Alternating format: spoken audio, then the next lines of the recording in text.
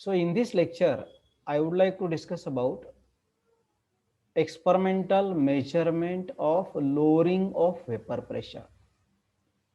We know every liquid has a tendency to vaporize. So vapor pressure is built up on the surface of the liquid. Okay, and the vapor pressures are different for different liquids. That vapor pressure it is depends upon the boiling point of that liquid. Suppose if we take the example of water and methanol. So methanol has lower boiling point. So vapor pressure of on methanol it is greater as compared to the water because water has higher boiling point. Okay. So if P0 it is the vapor pressure of the pure liquid. P0 it is the vapor pressure of the pure liquid. Let us show this. P0 it is the vapor pressure of the pure liquid. Suppose water. Okay. So if we take the water, then P0 it is the vapor pressure of the pure water. Okay. So we can write here P0 it is the vapor pressure of the pure water because vapors are there above this liquid.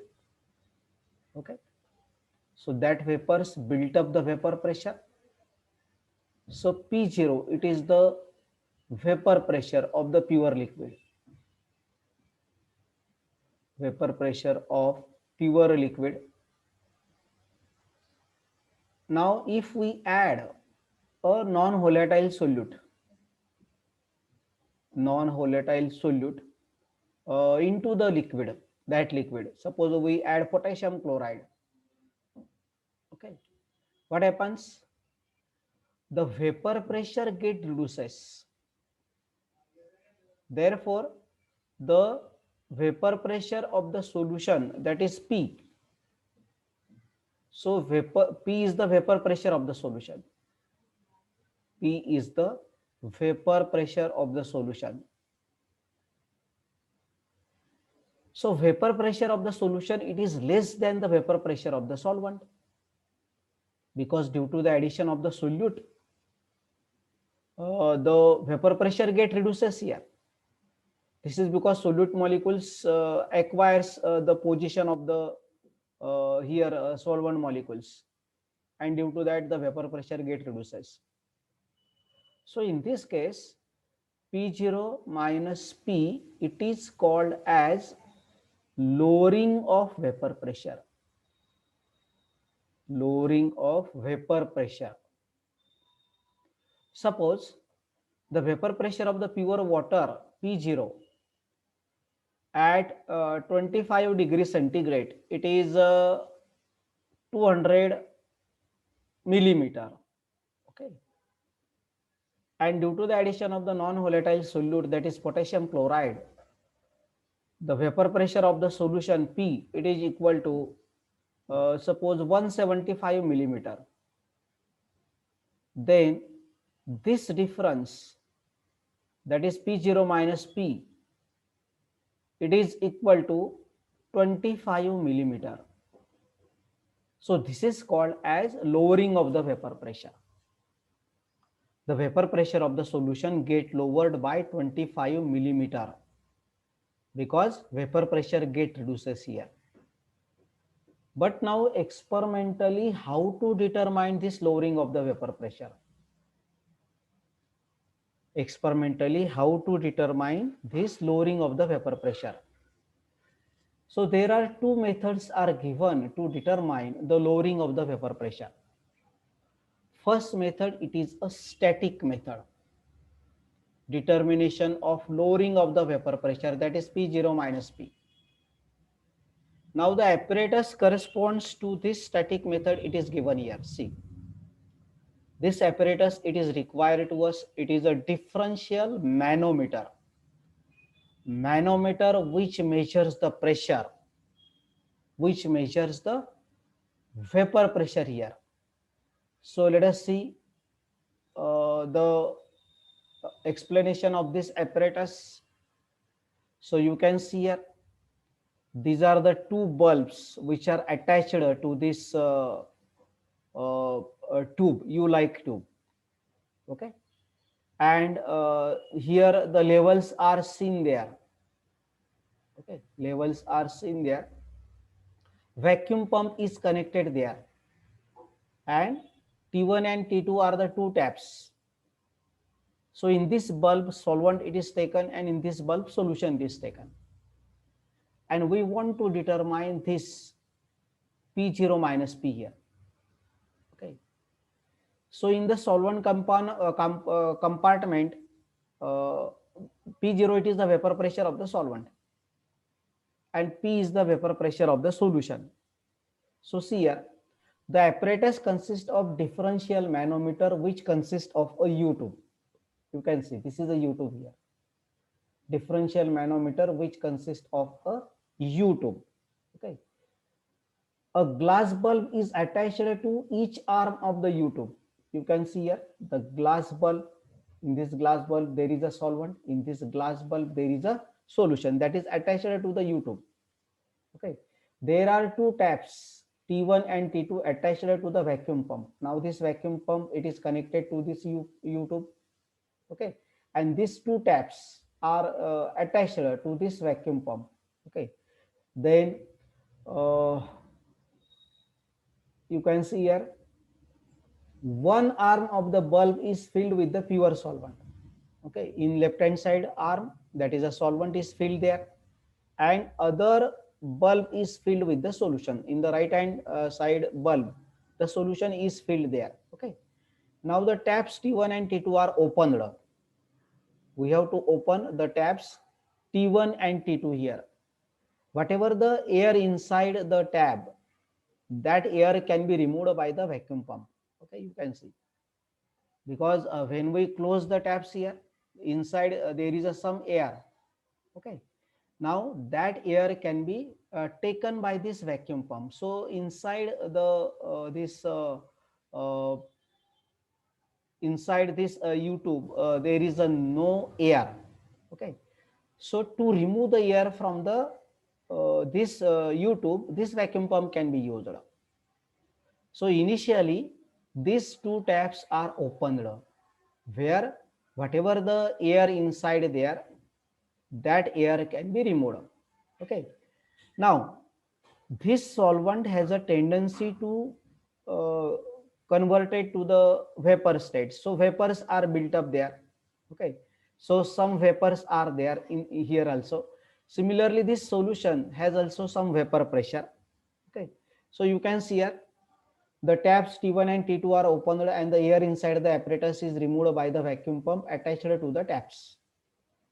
The difference in the level of the liquid in the two arms of the U-tube is read with the help of the moving telescope. Okay. Now in this case, you can see this is the difference in the level. This is the level of the vapors. Okay. This is the level of the vapors can be seen there. Okay. So this is the level of the solvent. This is the level of the solution. So this difference can be measured with the help of the moving telescope. Okay, we can see here this difference in the level, and that difference in the level, it is P0 minus P, where P0 it is the vapor pressure of the pure solvent and P is the vapor pressure of the solution. So this is the very simple experiment here. Okay, the levels are seen here in the U-tube, and with the help of the moving telescope, this difference, you can see this is the difference here. Okay, this is the difference here. Actually, due to this higher vapor pressure here, the level will be increases here. The level will be increases here. It will be goes to rise in the U-tube. So this difference in the level that is corresponds to the lowering of the vapor pressure. So I think it becomes very simple. This is the difference here. Okay, this difference. So this difference, it is corresponds to from this to this. It is called as P0 minus P.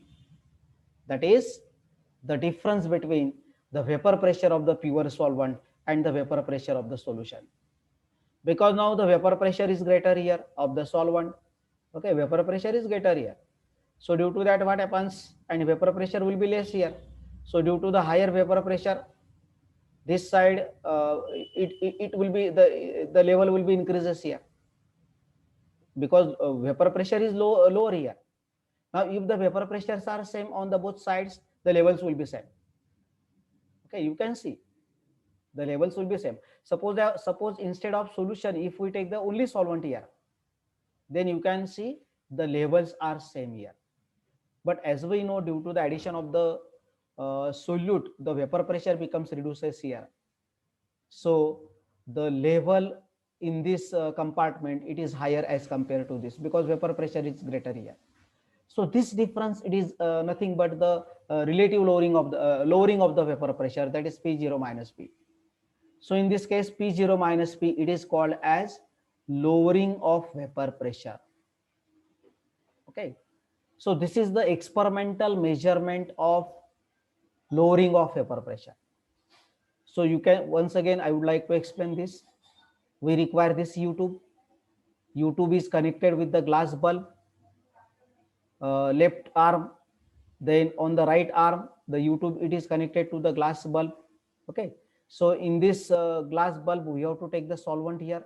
In this glass bulb, we have to take the solution here. Initially, whatever the air is there, okay, that air can be removed by this vacuum pump, because that air also built up the pressure. Okay, so that air should be totally removed by the vacuum pump here. Later on, when we start the process, the vapors are created here due to this solvent, because solvent has a tendency to goes into the vapor state. So vapors are created here like this. We can show the vapors here. So vapors are created here. Similarly, in this solution compartment also the vapors are created, but the vapor pressure built up by the solution, it will be less. Okay, because solution, it is having the less escaping tendency, so vapor pressure will be less here. So ultimately what happens, as the vapor pressure will be greater here, this side, this level will be increases here. Okay, so the difference in the level, it is nothing but the lowering of the vapor pressure. So in this way, we can measure the uh, lowering of the vapor pressure here, that is experimental measurement of lowering of the vapor pressure. Okay, now in this case, generally the liquids with low volatility and low density are preferred. They are less volatile, that can be preferred here. For example, N-butyl phthalate, this is the liquid, and beta bromo naphthalene are used here to measure the lowering of the vapor pressure, that is P0 minus P. So this is the static method which explain the experimental measurement of lowering of the vapor pressure. So very simple apparatus is required to measure the lowering of the vapor pressure here. Okay, then let us going to discuss the second method, that is a dynamic method, Ostwald and Walker method. Ostwald and Walker method. So I would like to show the apparatus first belongs to this method. So this is the apparatus here, Ostwald and Walker method. Okay, so you can see these are the different tubes are used here, and again the U-tubes are also given here. So let us see the explanation of the apparatus, Ostwald and Walker method. This method has been developed by Ostwald and Walker. Okay, so the apparatus usually is shown in the figure. In the beginning of the experiment, a stream of dye air is passed through a series of previously weighed glass cylinders filled with the solution. You can see these are the glass cylinders. Okay, so in these glass cylinders, the glass cylinders, the weight of the glass cylinders, it is taken here. Okay, the weight of the glass cylinders, it is taken here. These are the glass cylinder for the solutions, and these are the glass cylinders for the solvent.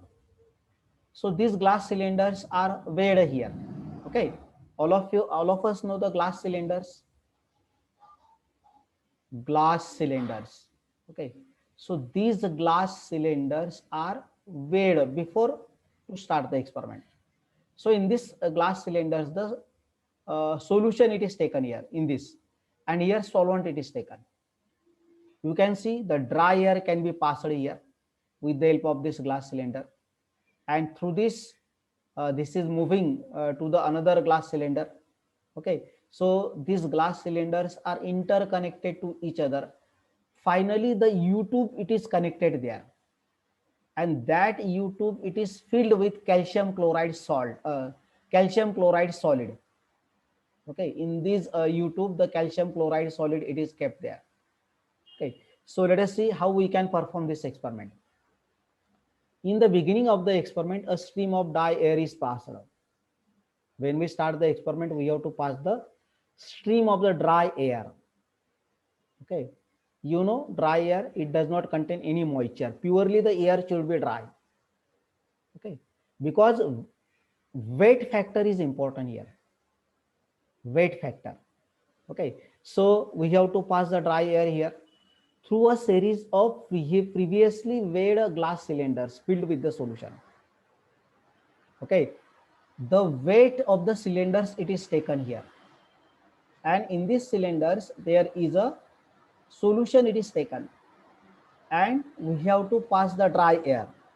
So what will be happen due to the dry air here? You can see the cylinders, as the dry air is passed through the solution, it becomes saturated with the vapors of the solution.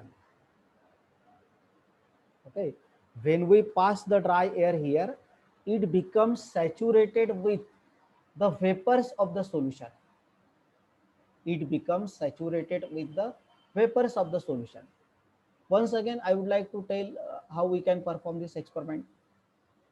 First of all, we have to take the weight of these cylinders. Okay, weight of these cylinders. Weight of the cylinders containing solution. Cylinders containing solution. Okay, containing solution. Suppose that weight is here. This is for W1. This is for W2. So W1 it is for cylinder 1, and W2 for cylinder 2. Okay, this is cylinder 2 for solution. Okay, actually these cylinders are similar, and suppose it is expected that their weight is also same, and we have taken the required volume of the solution. Suppose that we have taken here potassium chloride solution. Okay, suppose we have taken 20 ml of the solution here in the two compartments, 20 ml, same volume. So it is expected that the weight should be same, W1 and W2 should be same. Okay, now when we start the experiment, then the vapors are seen here, and when we are passing the dry air, that dry air saturate the vapor pressure. That dry air saturate the vapors. That dry air saturate the vapors means that what happens?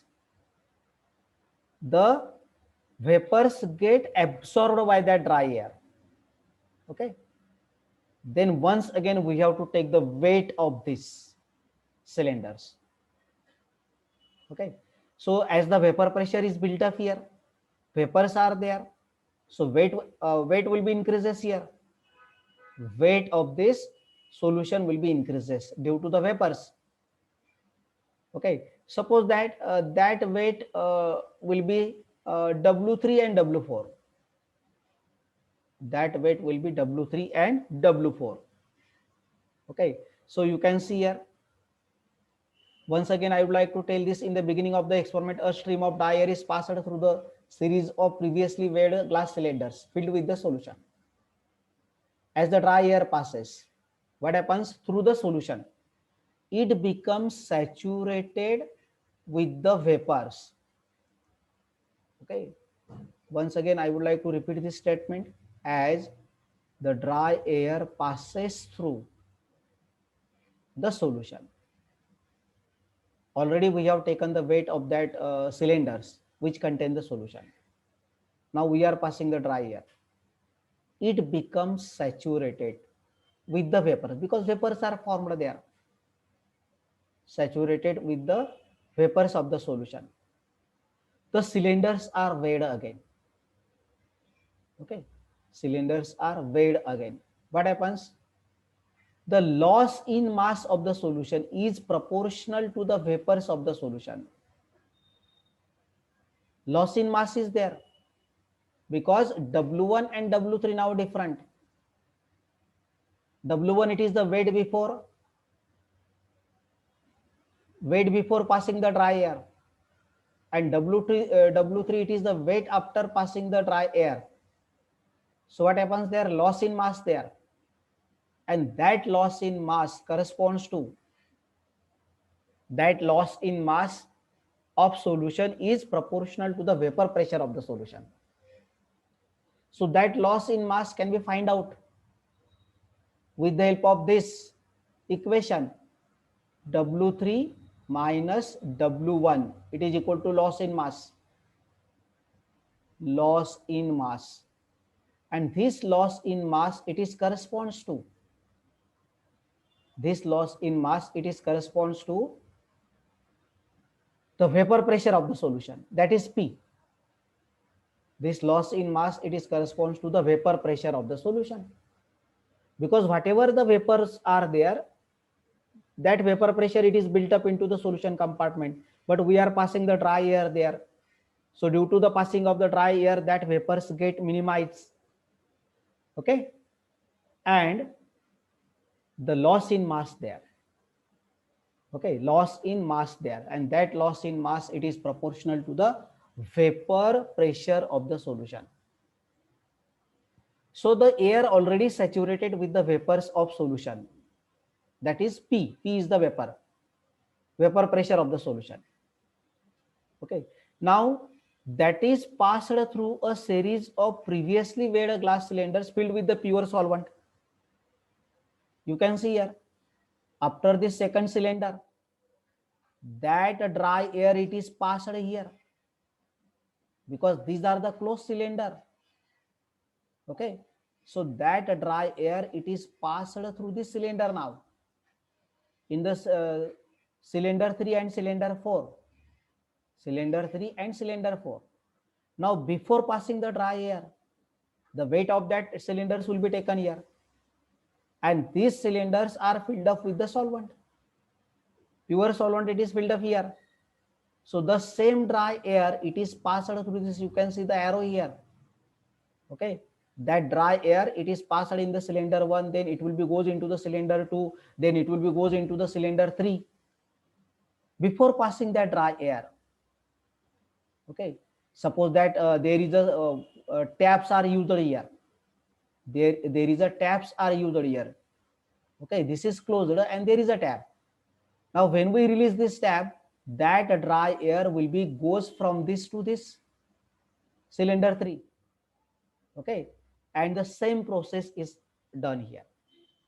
Now this cylinder 3 and 4 are also previously weighed.